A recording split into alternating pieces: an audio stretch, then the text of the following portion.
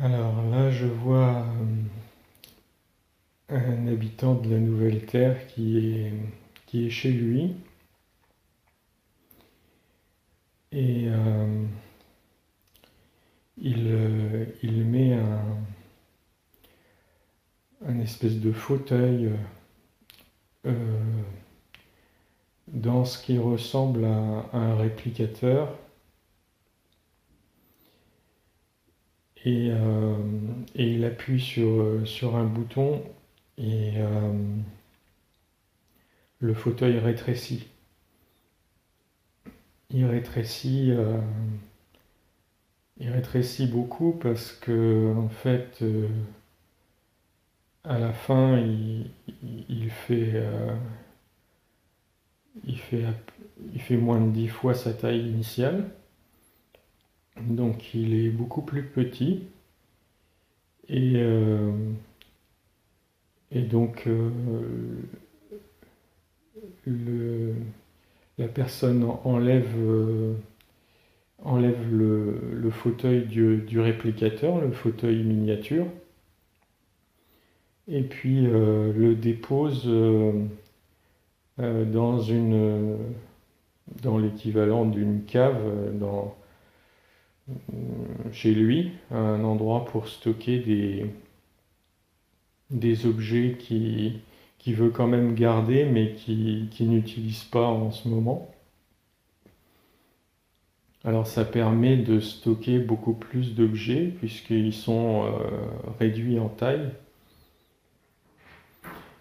Euh, et, euh, et de temps en temps, s'il y a un objet qui est réduit comme ça et que la personne a besoin, ben, elle remet dans le réplicateur et appuie sur un autre bouton pour agrandir l'objet jusqu'à la taille qui lui convient.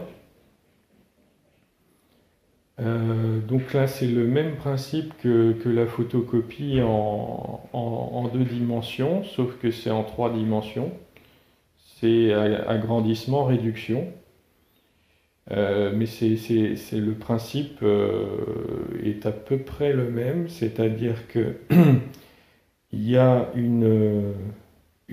un scan de la structure 3D de l'objet, et ensuite cette structure, euh, elle est projetée à une dimension différente, soit agrandie, soit réduite. Et ensuite, cette projection, elle est matérialisée. Et donc, ça crée la forme, l'objet à la dimension souhaitée. Donc, ce principe-là, il est utilisé pour le stockage d'objets, notamment pour qu'ils prennent moins de place. Et puis, ça peut permettre à certains objets, euh, ben justement, d'être beaucoup plus grands si c'est souhaité, si c'est nécessaire, des outils par exemple. Euh, Bien entendu, la même chose peut être faite avec un véhicule. Donc, il y a des véhicules qui sont miniaturisés pour les stocker dans des zones comme des petits garages. Et puis, ils sont agrandis quand c'est nécessaire. Euh, donc ça, c'est des applications pour les objets. Euh, il y a aussi une autre version du changement d'échelle qui n'est pas basée sur le système du réplicateur, mais qui est basée sur une modification locale de l'échelle spatiale. Alors c'est un peu plus compliqué à expliquer, mais en fait, l'espace-temps, il est modifiable. Euh, il est possible de voyager dans le temps, il est aussi possible de voyager dans l'espace, il est aussi possible de modifier le temps et l'espace. Et il y a des, des- une utilisation de cette modification locale de l'espace-temps euh, pour justement compresser des objets. Euh, donc c'est une autre façon de faire, c'est une autre technologie. Et là, par exemple, ce que je vois, c'est un espèce de hangar, un grand parking euh, souterrain ou couvert en tout cas, avec des véhicules. Et puis il y a un sas, il y a un sas, et puis il y a la sortie à l'extérieur. Et là, je vois c'est des véhicules, c'est plutôt euh, on va dire des soucoupes volantes, hein, pour simplifier, qui arrivent de l'extérieur, qui rentrent dans le sas. L'équipage quitte le vaisseau. Et ensuite, dans le SAS, il y a une modification de l'échelle spatiale locale, ce qui fait que ça réduit la taille du vaisseau. Donc en fait, la structure ne change pas à l'intérieur, c'est juste que l'échelle spatiale est modifiée. Et donc dans le cas présent, ça permet de réduire la taille du vaisseau. Et ensuite, l'autre partie du SAS s'ouvre. Cette partie-là est connectée à tout l'intérieur du parking souterrain, entre guillemets, qui est donc tout à l'intérieur de ce parking. C'est dans un espace-temps compressé, hein, donc avec une échelle spatiale différente, ce qui fait que tout est réduit à l'intérieur. Donc le SAS sert pour passer de l'espace à l'échelle ordinaire de l'extérieur à l'espace à l'échelle réduite à l'intérieur. Donc une fois que la réduction elle est faite, le SAS s'ouvre vers l'intérieur du parking et le vaisseau est beaucoup plus petit. Hein. Donc il peut y avoir beaucoup plus de stockage, de parking entre guillemets, de place pour des vaisseaux puisque sa taille est réduite. Et c'est une méthode qui, qui garantit complètement que la structure à l'intérieur du vaisseau est absolument inchangée. Il n'y a aucune perte d'information parce que bon, c'est un peu technique, mais la notion de compression d'information, c'est aussi une perte d'information. Alors que là, il ne s'agit pas d'une perte d'information, c'est juste un changement d'échelle, donc localement, et donc ça garantit que le vaisseau est totalement le fait de changer sa taille n'a aucun effet en termes de perte d'information et il est absolument aussi comment dire, opérationnel qu'il ait changé de taille ou pas. C'est moins la méthode par les réplicateurs est moins comment dire, performante par rapport à ça. Mais la méthode par les réplicateurs, elle est plus utilisée pour juste des petits objets dont la structure n'est pas fondamentale. Ça peut être des meubles, ça peut être des choses comme ça qui sont pas, où il n'y a pas besoin que le fonctionnement interne de l'objet soit aux performances optimales, quoi. Donc ça, c'est deux méthodes qui sont appliquées pour, par exemple, euh, bénéficier de plus d'espace, soit de parking, soit de stockage dans une maison. Alors après, il y a d'autres applications, et là, on rentre sur des technologies plus avancées encore de réplicateurs, euh, parce que là, ça va toucher l'organique. Et, euh, et là, on parle plus de la... Enfin, il y a plusieurs époques dans la Nouvelle Terre, bien sûr, hein, il y a des technologies qui évoluent sur la Nouvelle Terre, et dans des technologies plus avancées dans le temps, là, on arrive sur des réplicateurs qui sont capables de garder parfaitement la structure et qui permettent euh, ben, de faire euh, du clonage, mais pas forcément à la même taille, quoi. C'est-à-dire que là, ça peut être créé pas seulement un corps physique, mais déjà, ça me permet de répliquer un corps physique à une taille différente.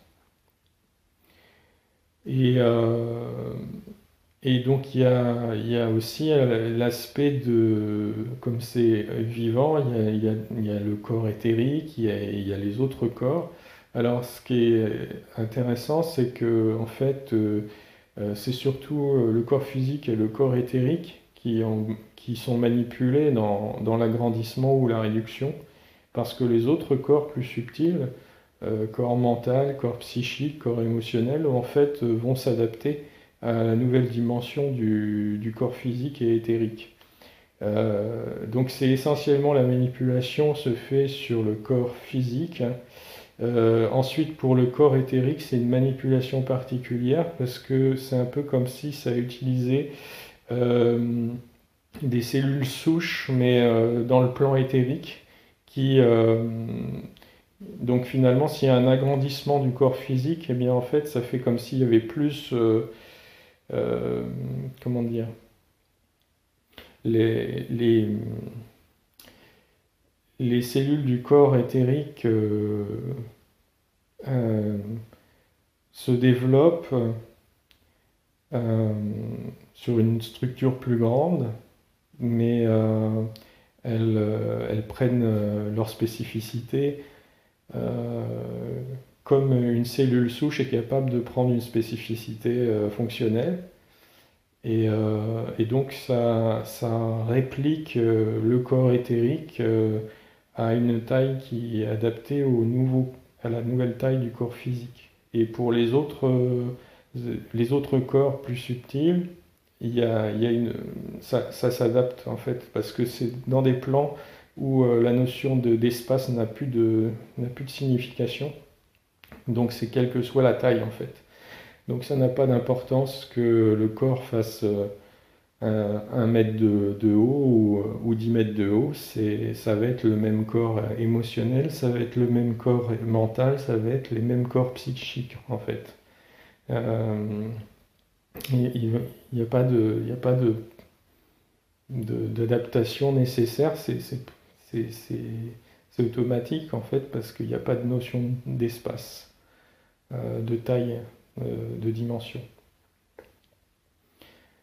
Voilà, donc bien évidemment, l'agrandissement ou la réduction pour ce qui est organique, et y compris pour le corps humain, hein, c'est très encadré hein, sur le plan éthique, on ne peut pas faire n'importe quoi.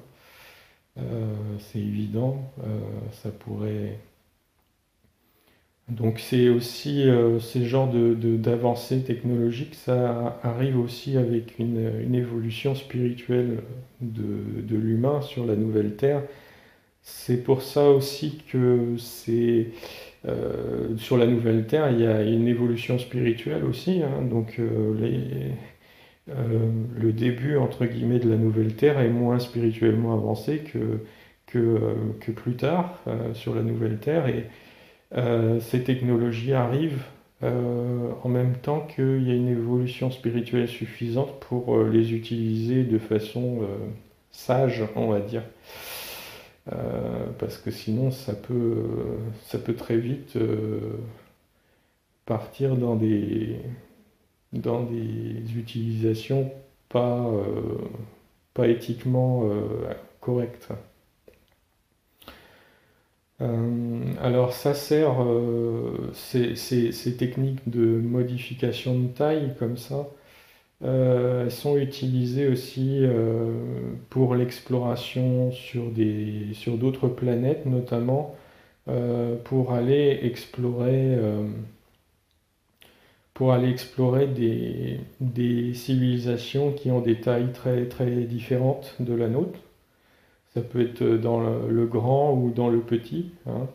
Dans une précédente canalisation, j'ai parlé d'êtres tout petits qui vivaient, qui étaient très avancés, hein, au niveau technologique et spirituel, mais qui vivaient euh, sous l'eau sur une autre planète.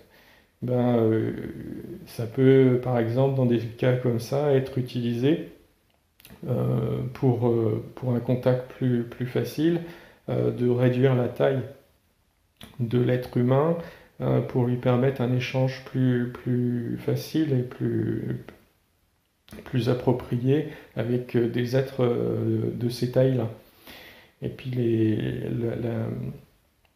dans l'autre sens, vers les tailles plus grandes, c'est tout à fait aussi envisageable. Il y a effectivement des êtres qui sont géants et qui, pour nous, seraient très imposants. Et en fait, la possibilité d'agrandir aussi la taille de l'être humain, ça permet aussi de- d'interagir avec des êtres qui seraient sinon beaucoup plus grands que nous et ça ne serait pas forcément toujours approprié pour une interaction optimale. Donc il y a des applications comme ça, et puis il y avoir aussi il y a des applications, par exemple, là je vois des applications, euh, on va dire, sur des travaux physiques qui nécessitent plus de force. Bien, on peut par exemple euh, agrandir un peu la taille humaine pour augmenter la force et pouvoir faire des choses qui sont plus difficiles à faire quand on a une taille plus petite. Tout ça c'est encadré, c'est-à-dire qu'on ne peut pas, il n'y a pas éthiquement, ça doit rester quand même dans un cadre euh, acceptable, hein. On ne peut pas utiliser ça à tort et à travers comme technique, mais ça a des applications qui peuvent être très intéressantes et qui sont appliquées donc, sur la nouvelle Terre à un certain degré d'évolution. Euh, voilà, qu'est-ce que je vois d'autre? Euh, alors, là, ça peut surprendre un peu aussi, mais il y a des applications médicales aussi. Euh, ah ouais. Euh, ah, ça, c'est dingue.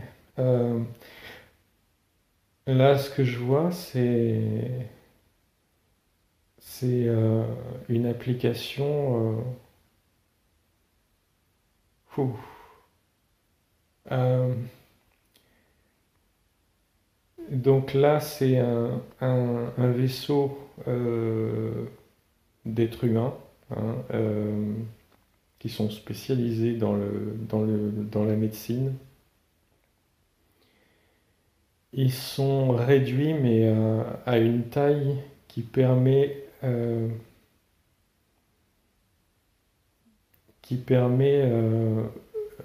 leur entrée dans le corps physique. Euh,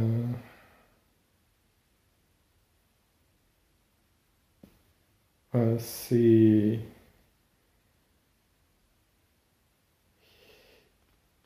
Ils sont pas envoyés dans le système sanguin,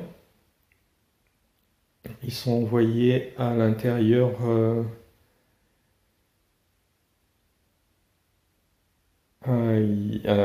C'est pas une injection, hein, en fait, ils changent de plan vibratoire pour traverser le corps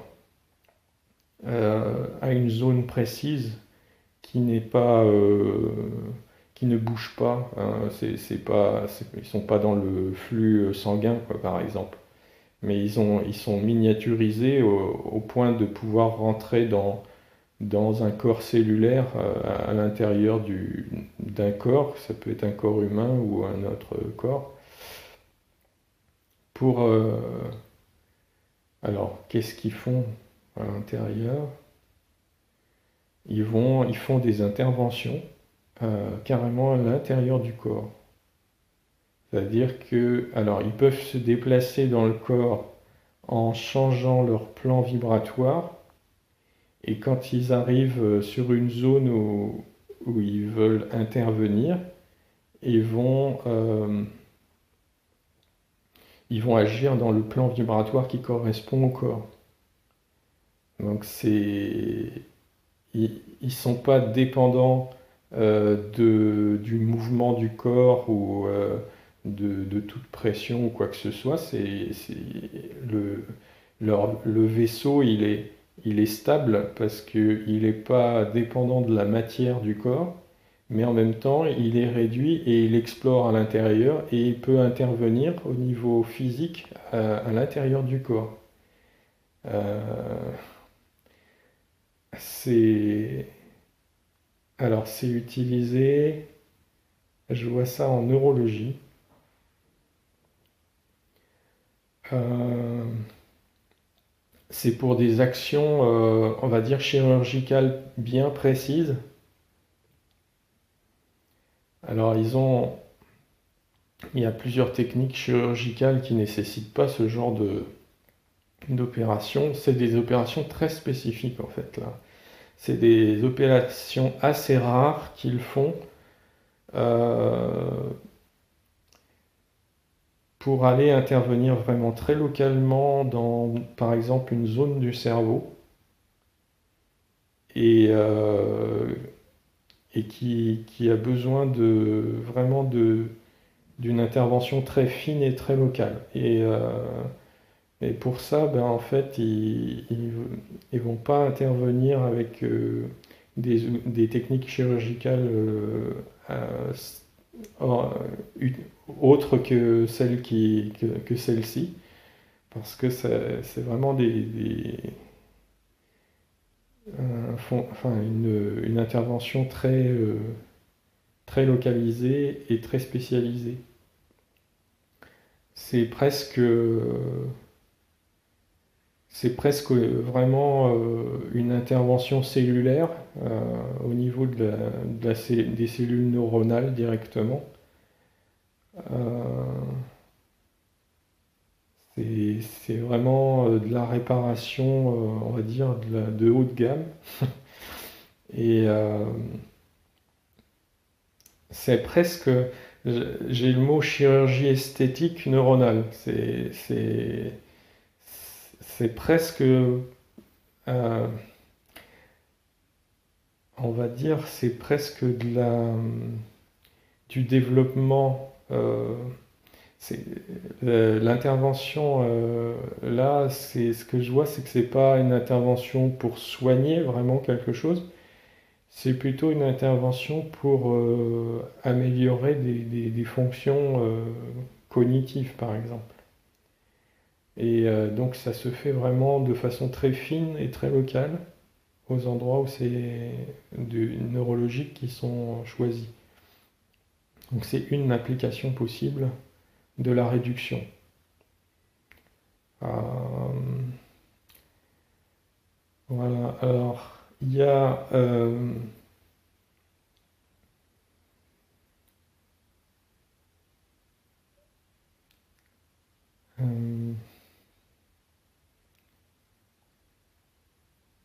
Ouais, voilà.